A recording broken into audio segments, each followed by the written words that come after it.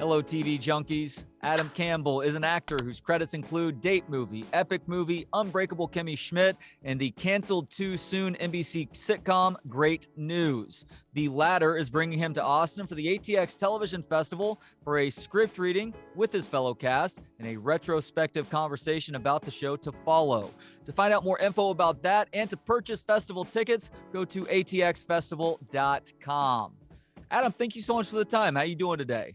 I'm very well, Trey. Good morning to you. Is it morning? It's probably not, is it? You're in a different time zone. Still technically morning. It is 11:35 here in Austin. So if you ask most people in this city, if it were a Friday, it would just be another day off. But this does still qualify as morning. Yeah, good. Well, you're looking sort of bright and caffeinated, so it's certainly working for you. The caffeine is important, and I'm glad I got that validation there. So for you, as somebody who has obviously lived all over the place, I don't want to make any assumptions, but you're saying it's morning. I'm assuming you're out on the West Coast now. Have you ever spent any time in Austin before? And if so, is there anything that stood out to you about the place? I've never been to Austin, but the amount of people who are leaving where I live to move to Austin, it makes me think there must be something going on out there. What is the reputation for this place in your mind as you head here for the first time this weekend? You know, well, by the way, I am really looking forward to go because of that. I've heard so many good things about it. I've never been to Texas, and I've certainly never been to Austin. But I am excited. I think we're staying downtown, and I've heard that's a pretty exciting part of the city. And yeah, it seems to be and I think this is right. The Austin is sort of stands alone in Texas as being quite unique. Is that right? It does, yeah. It's an enigma wrapped in a question mark of this massive state, which is mostly conservative. Austin's a little bit more progressive thinking, but there's also a balance here as well. I think there are a lot of independent-minded people who can't necessarily be put into a political box one way or the other. Interesting. Do you think, how would you compare that to what you understand of LA to be then? Quite different. Wow, LA. LA is definitely more on the like straight up liberal side as far as I understand. Now, I've spent limited time in Los Angeles. When I've been there, it's usually been on the fringes. So at the beach or somewhere around that's not exactly Los Angeles proper. But my understanding is that Los Angeles is a very left-leaning town.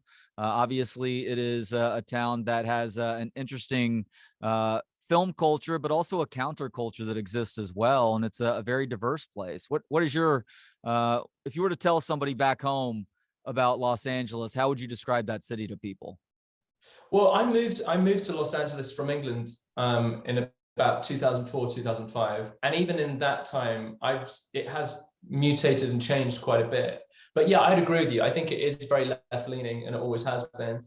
But also it is a place where, as you said, there's a counterculture. I think people come here, I've noticed, and certainly my friendship groups, they've sort of come here and you can kind of redefine yourself quite easily. And maybe this is in praise of America as a whole, but there's a general sense that if you want to do something, people are generally in support of you.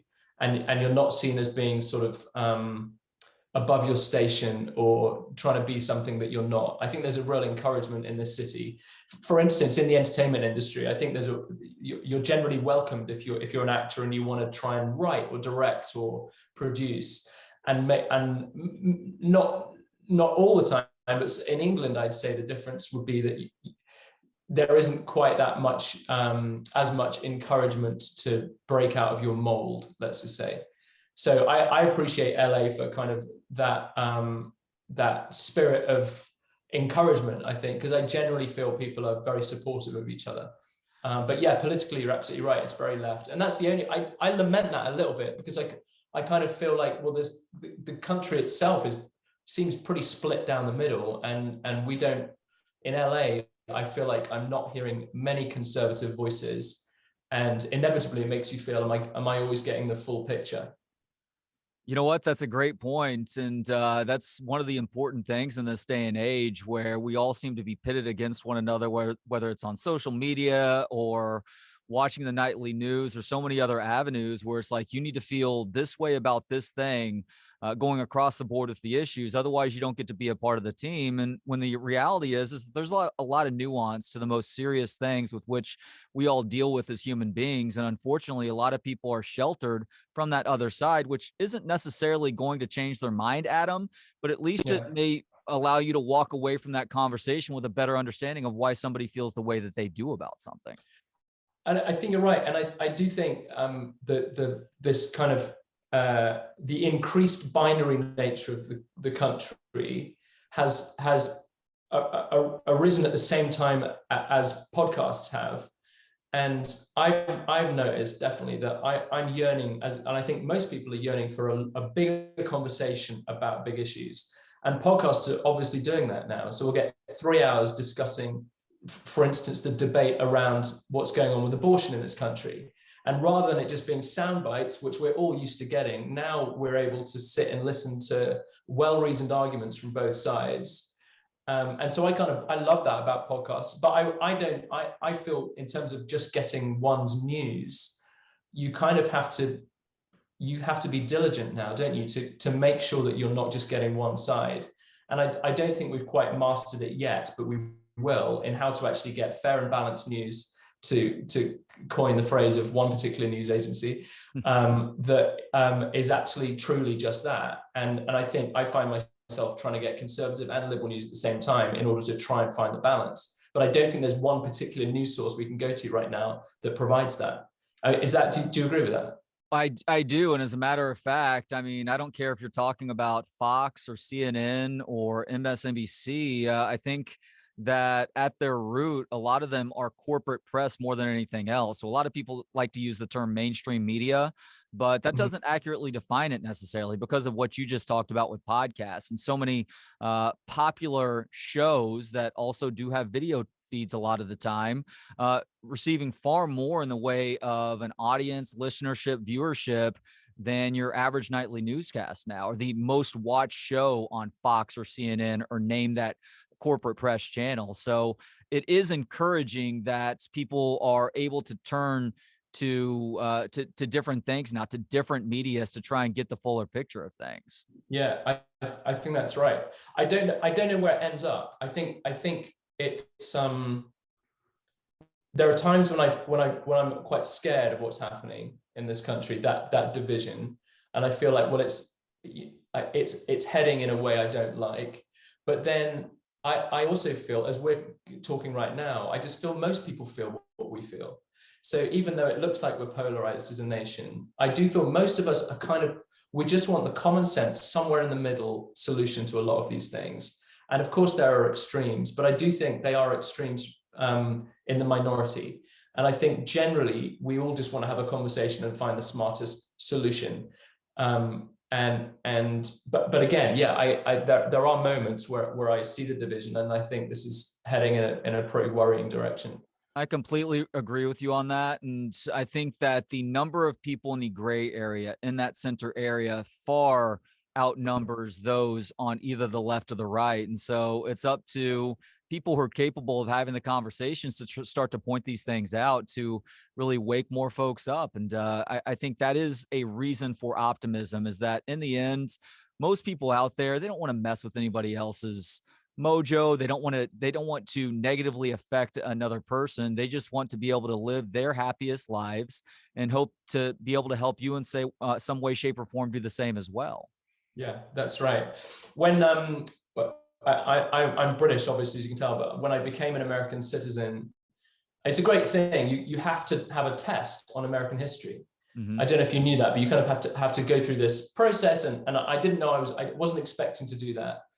And in England, you don't really learn about American history much, because it's probably a bit of an embarrassment that we lost you guys, or that we let you have yourselves. I suppose that's a better phrase. We gave you back your country, but we may take it back again. But I love the fact that you're encouraged to read about American history, and it's the first time I really studied it. And I've got to say, the country it's pretty incredible, in terms of what it's founded on. It got me very excited, actually. It made me feel a lot more grateful to become an American than if I hadn't read up on it. And I feel I feel that's almost something everybody should do is to reread what this country is based on. And I know it's got some pretty unpleasant chapters in its history, and there's still some unpleasant stuff in this country right now. But I've noticed with foreigners who come here, they really appreciate this country for what it is, particularly if they've come from a country that's war torn or not democratic. And I would like to hear more voices in this country who kind of have come from somewhere else and can see America with fresh eyes, and maybe remind the rest of us how good we've got it in some ways.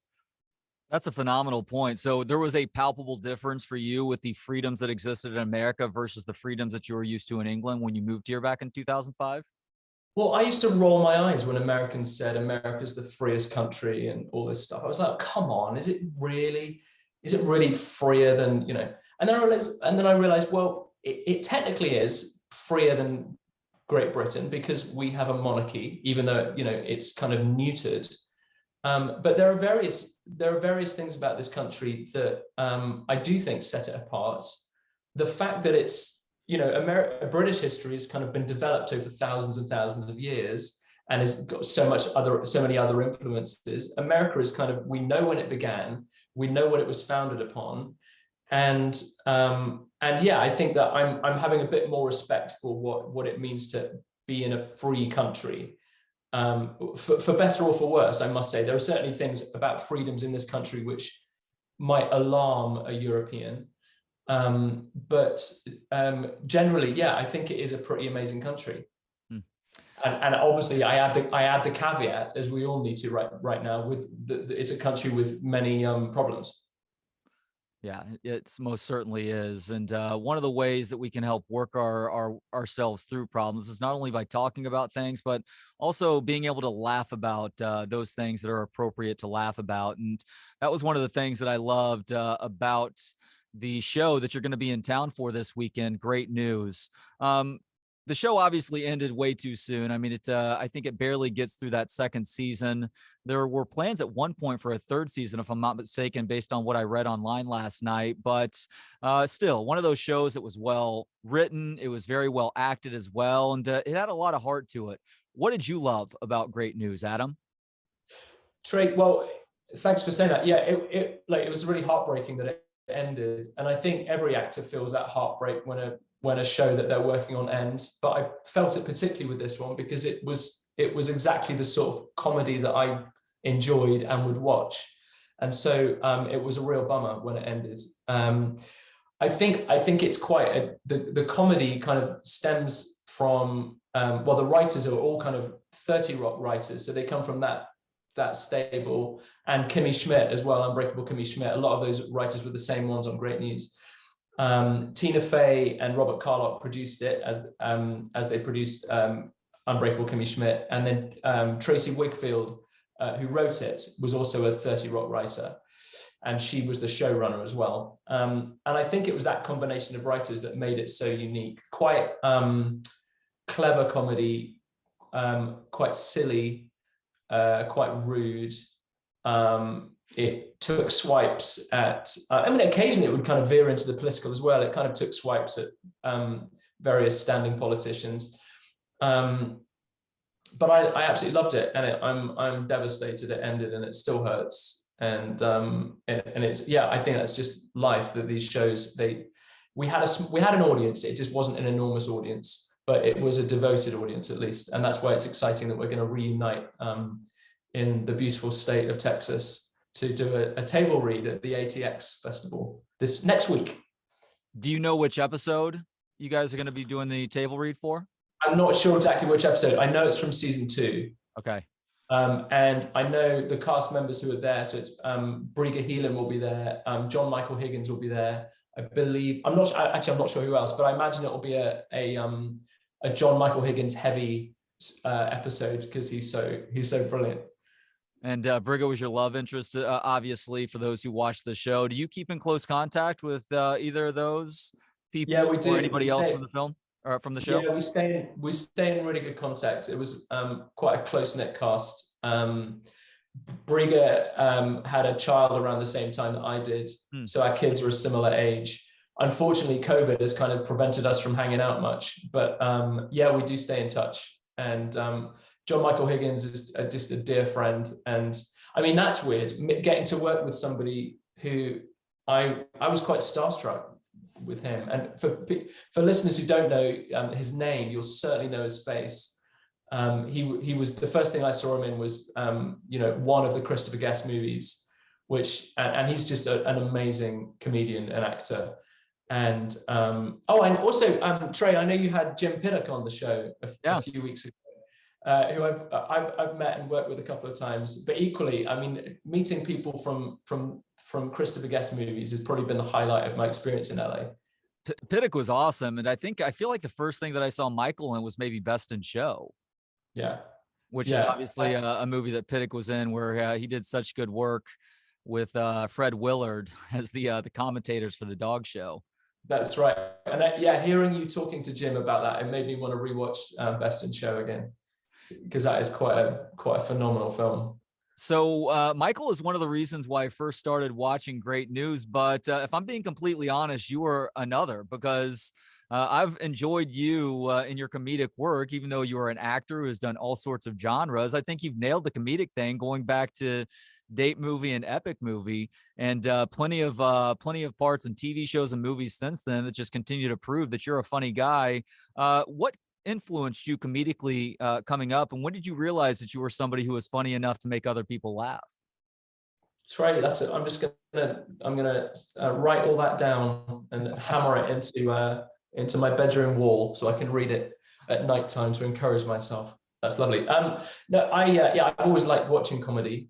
The first person I really got into was Rowan Atkinson, and he had a few series called Blackadder, and it was kind of mid-80s. My dad would put those on, and I just watched them incessantly. We eventually got them recorded on VHS, and so I would just watch them over and over again.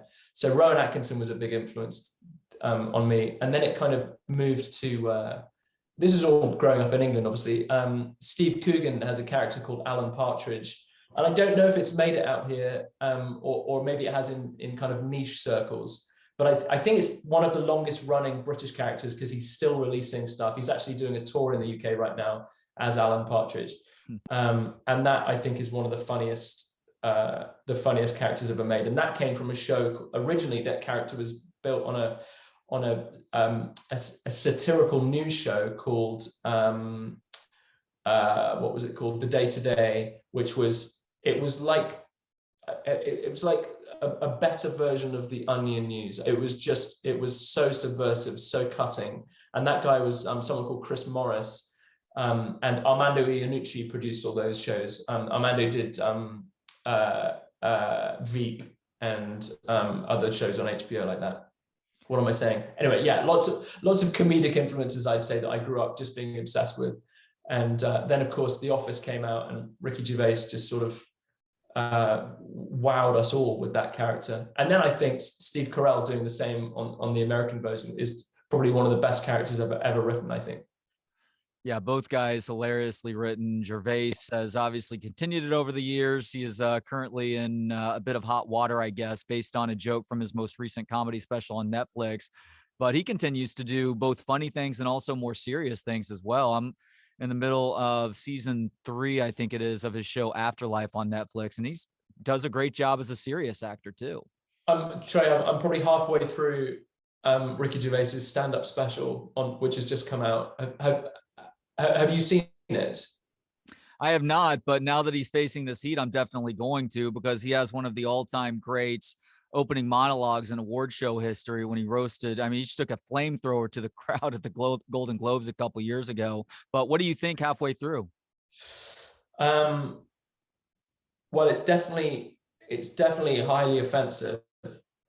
But as he says throughout it, he is self-referential the whole time. So he's saying, I'm going to be offensive. This is offensive. That was offensive. So I think he's sort of playing around with where the line is. He's just a naturally funny person. There is something, he just has it, doesn't he? And I think, the last couple of years, I think kind of comedy to offend has been on the rise, or at least certainly since what Dave Chappelle's stuff this year and last year. I think that's kind of, people have had a fascination with that sort of comedy, and it's certainly not losing an audience. I think the audience is growing for it, which I find quite interesting. You know, one of the important things to think about with offensive comedy is that's kind of the point. And there isn't a difference a lot of times between offensive and hateful, or trying to go after somebody or trying to hurt somebody. Offensive, when it's done well by comedians, is being done to prove a larger point. A lot of Right. comedians that say offensive stuff, of course, they don't truly believe that. Or, of course, whatever version of the story that they've punched up for the bit did not happen exactly that way. But like with the Dave Chappelle or with somebody along those lines, I think Bill Burr is another great example of this. You're going to hear some wildly offensive stuff coming out of their mouths, but hopefully it's causing you to think a little bit deeper about things at the same time, too. Yeah, I think often with stuff like that, the joke will be made, and the intention is to mock the sort of person who would make that joke in earnest. Yep. And I think that is certainly what Ricky Gervais has done in the past. I think he's mocked people who have been homophobic by, you know, delivering a line as a homophobe might. And so I think, yeah, I think that is just a kind of a skill that he has. But yeah, I think offensiveness is something that is people are drawn to, funnily enough, and I think for the reasons you stated. Great News wasn't particularly offensive, I would say, but it definitely I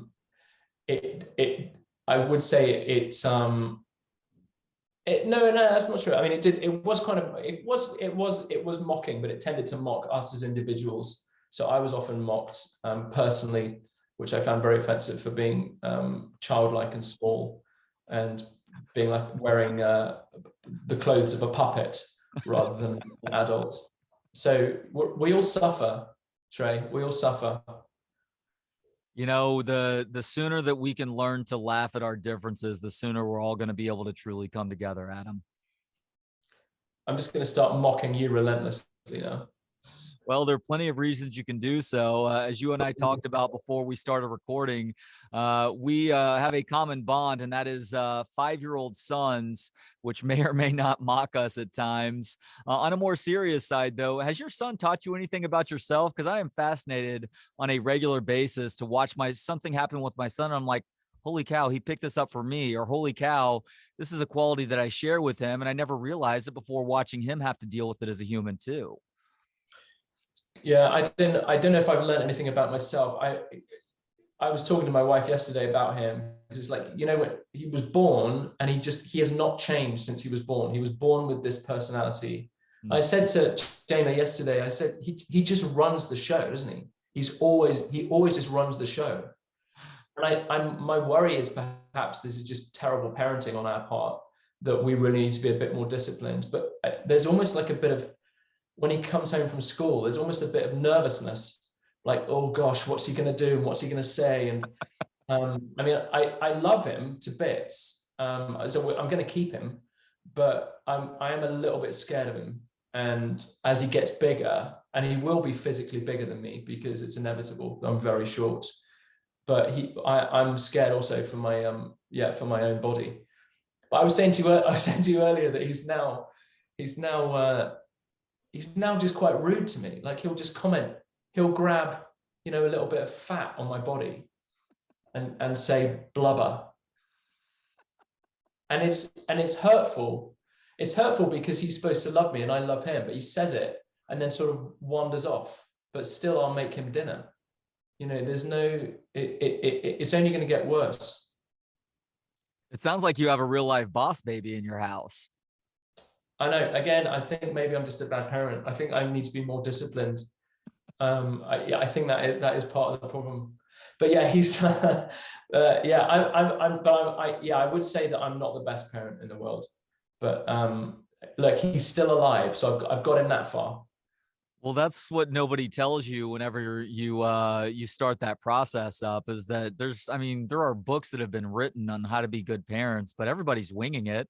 everybody's learning trial by fire. There is unfortunately negligence that happens at times, but ultimately, if you are not overtly trying to hurt your kid Yeah. and you guys do live to see another day, then you're hopefully doing something right to help turn them into a positive member of society when it's all said and done. I hope so. Those parenting books we all bought, but parents are too tired to read the books, so they just gather dust on a shelf. Or we just know we bought all those books and just we read them all before he was born, and then none of it mattered once he was born. And now I just feel like we're winging it. We had some friends over at the weekend who have two kind of older boys, 7 and 8, and they were just so charming and polite. And one of them kept interrupting my conversation to ask where he could put the trash. And I said to the dad, I was just like, how do you do it? How do you raise a child so polite and so other focused and so charming? And he sort of shrugged his shoulders and he just said they're kind of naturally like that, which I think is a cop out. He's probably quite disciplined, but yeah, my son is not quite there yet. Oh yeah, he has done something in the constant negotiation process that is parenting to teach that kid, at least in front of other people, to learn how to throw his own trash away. Yeah, it's quite impressive though. When he's visiting the house, I was like, that is quite a well-raised child. No doubt about that. All right, last question, Adam. You were born and raised in Bath, Somerset, England. Is that correct? That is correct. All right. So I have to ask you this question because I'm a big foodie. I'm always interested in other people's food opinions. So if you had the preference, would you go with a Sally Lunn buns, Bath buns, or Bath chaps? Okay, well, I'll stop you there. I've never heard of Bath chaps. Is that what you call it? That sounds like the best of the three. It's smoked pork cheek and jawbone of a pig. Okay, this sounds like a new thing that wasn't present when I grew up. But Sally Lunn's buns, Sally Lunn's little tea shop, I think is the oldest tea shop in Bath, and I think there was a shop there from the early 16th century maybe, and it's sort of a sticky currant bun drizzled in a sugary kind of moisture. It doesn't sound very appealing, does it? But it is actually quite tasty. And also it's quite cold, so you just want to eat anything when you're cold and in Bath. So a cup of tea and a Sally Lunn bun is pretty good. I don't recommend making the trip especially for it though, Trey. No. Tell you what, next I'm going back there this summer, so I'll send you one. I'm sure they travel very well. What's the best reason to go to Bath then? Well, I'm being slightly impartial, but it's the most beautiful city in Europe. The whole thing is built in the Georgian architecture style. It's all built from the same stone. I think it's one of the UNESCO World Heritage Sites. It's truly one of the most gorgeous, beautiful cities. But of course, I grew up there, so I did not appreciate it at the time. Yeah, I mean, if you visit England, obviously visit London, but the next thing on your list should be Bath, and you can do Stonehenge on the way as well.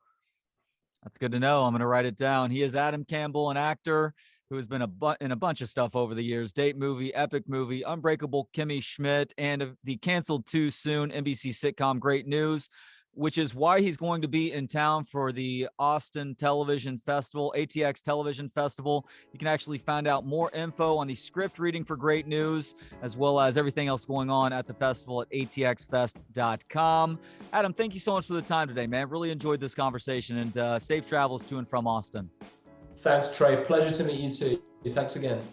Thank you to Gentleman Jesus for the intro and outro music. Hear more of his work at gentlemanjesus.com. And thank you to Joshua Bates for the video editing. If you have any video editing needs, hit him up on Instagram at Forager Digital. And thanks as always to you for checking us out. You can watch, listen, learn, and connect for free at booksonpod.com. For Books on Pod, I'm Trey Elling. Good day.